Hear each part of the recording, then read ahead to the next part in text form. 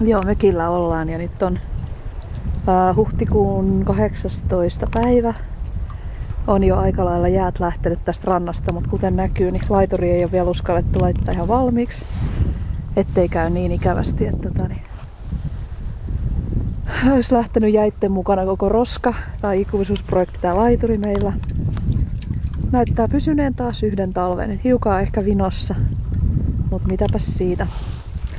Päätin tässä sitten, kävin tuossa selvillä ja nyt korkataan tämä